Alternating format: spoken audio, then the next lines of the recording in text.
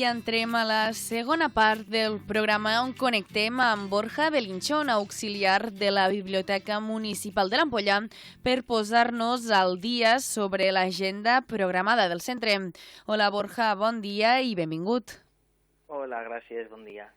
Borja, què teniu preparat a la Biblioteca de l'Ampolla per a estos dies?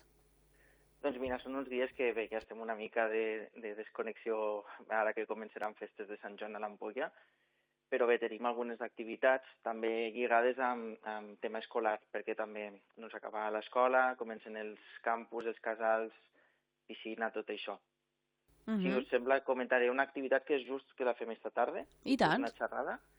Pues sí, hi ha una xerrada que esta tarda organitza el Col·legi de Fisioterapeutes, que és a les 6 de la tarda aquí a la biblioteca, que és una xerrada sobre salut pelviana, que penso que ja vam comentar potser anterior cop. Me sona, sí. Però sí, penso que sí. Tenim, 17 persones apuntades, això és que ha tingut molt èxit. És una temàtica que potser, no es tocava molt, però mira, sembla ser que és de molt interès. Molt bé, no. Llavors, És que ja ho vam comentar, això, que sí, me'n recordo perquè vam dir que era una temàtica molt interessant i diferent. Doncs sí. Sí, pensaven que potser era molt específica, però mira, al final 17 persones apuntades no està malament. Normalment no tenim tanta gent apuntada. I bé, encara hi ha places, si algú vol acudir avui a les 6, doncs pot venir directament, no cal que s'apunti ja, i ho farem avui a la biblioteca. Perfecte.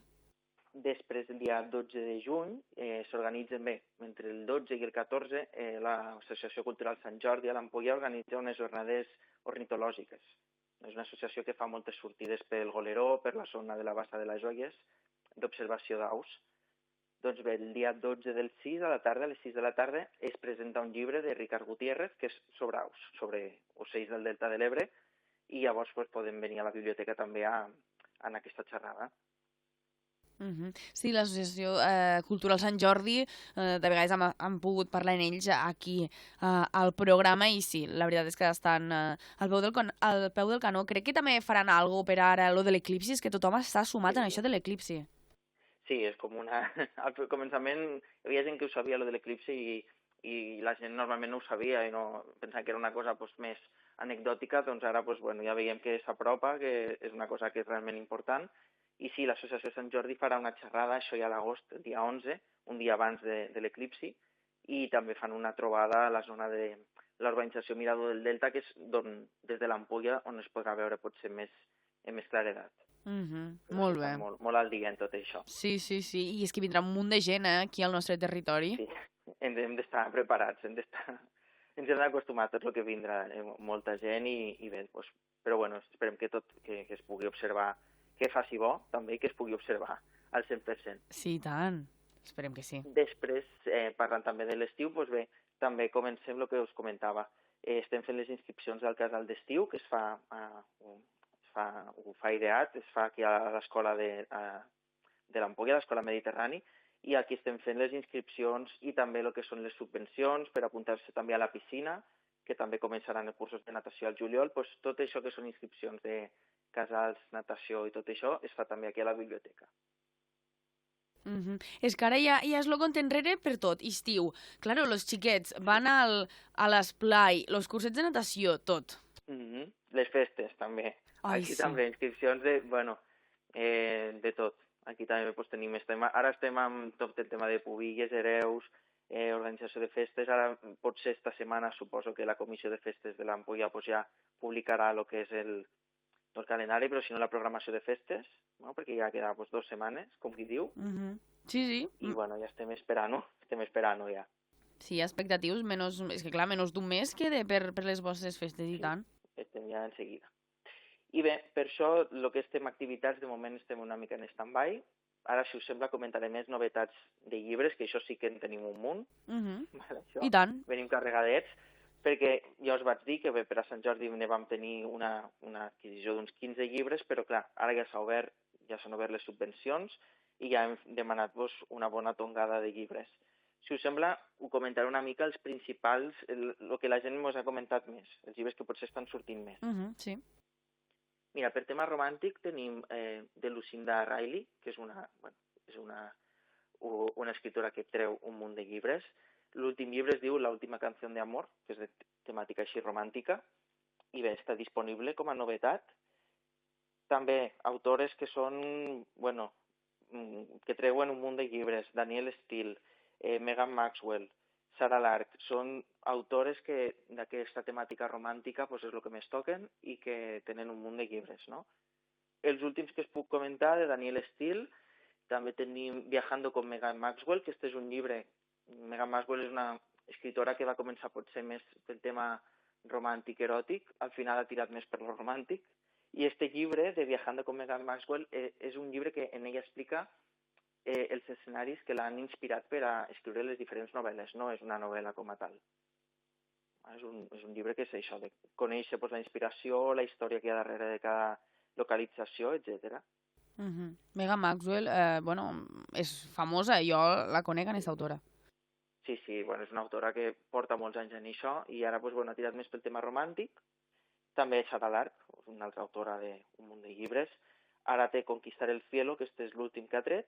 És la segona part d'un que es deia Persiguiendo las estrellas, que aquesta és la part 1, però Sarah Lark, a part d'això, té unes trilogies, la trilogia Maori, que es diu, que és una... Bueno, nete de moltes temàtiques també, però tot lligat amb el tema romàntic. I després us comentaré llibres de diferents temàtiques que també estan sortint molt. Us recomano un que tothom que se l'ha llegit ens ha dit que és molt bo, que es pensaven que seria d'un altre estil i que es veu que ha agradat molt, que és d'Isabel Allende, que és una autora conegudíssima, que és un llibre que es diu La palabra mágica. Clar, este és un llibre d'Isabel Allende que no és una novel·la, tampoc és com que us comentava de Megan Maxwell, en el sentit de que ella explica com s'ha d'escriure, saber com escriure, què és el que l'inspira en ella. Bé, és com autobiogràfic en aquest sentit, però bé, està agradant molt. Tothom que se l'ha llegit ha dit que no s'ho esperaven i que els ha agradat molt. Esta és La palabra mágica. Molt bé, també una altra manera... Dic, una altra manera per veure, no?, com és escriure, no?, els passos que segueix una escriptora, en aquest cas. Bé, diferent. Sí, és un llibre diferent que bé, no sabíem molt bé si posar-lo com a novel·la, com a biografia o com a formes d'escriure, però bé, al final pues, ha sortit molt, està sortint molt i està agradant. I després us comentaré pues, uns títols que segurament heu sentit, que es diu Comerás flores. Este és un llibre de Lucía Salle, és un llibre que està sortint moltíssim, també està demanadíssim a totes les biblioteques de Terres de l'Ebre, o sigui, qualsevol biblioteca d'aquí Terres de l'Ebre el tenim sempre prestat, però bé, si el trobeu en algun moment en la biblioteca, doncs val la pena. Teniu també de la Freida McFadden, que és l'autora de l'Assistenta i de totes aquestes trilogies. Sí. Té un que es diu Querida Debbie, que este és l'últim, que també està agradant molt. Ara me llegia la sinopsi perquè este no me l'he llegit i sembla interessant, Sembla també que és una història una mica truculenta també, que no se sap si és això que no sabeu, si ja penses que una persona és la culpable o penses que saps com han acabat la història i no és com et penses, bueno, lo típic d'aquestes històries. I després un que ens van comentar ahir que ha agradat molt, que es diu La comadrona, que és una autora que es diu Viviana Cau. És una autora que no és tan coneguda, però el que ens han comentat és sobre, bueno, Itàlia, segle XIX-XX, pues bueno, intrigues, tot això, i es veu que està també força bé. Molt bé. Doncs mira, tenim... Borja, mos acabes de dir un munt de propostes. Trinxats de propostes. Sí, i totes les podem trobar, evidentment, a la biblioteca de l'Ampolla. Sí, les podeu trobar com a novetat. Això al préstec és de 15 dies, no ser novetat. Però bé, aquí en tenim un munt, o sigui que ara també de cara al juny doncs, potser n'adquirirem de més. I bé, ara aquí en tenim moltes, o sigui que si voleu passar, nosaltres fem horari normal. Només us comento que al mes de juliol sí que farem un horari a partir del dia 1, que obrirem fins a les 8. Tanquem normalment a les 7, al juliol i a l'agost fem aquest horari més d'estiu. Molt bé. Perfecte. Pues apuntat, Borja, i tota la gent que mos estigo escoltant, ja ho sap, mira, vull dir, no hi ha excusa per no llegir, de dir, ai, no, és que a la biblioteca no hi ha llibres o les novel·les que a mi m'agraden. No, hi ha de tot.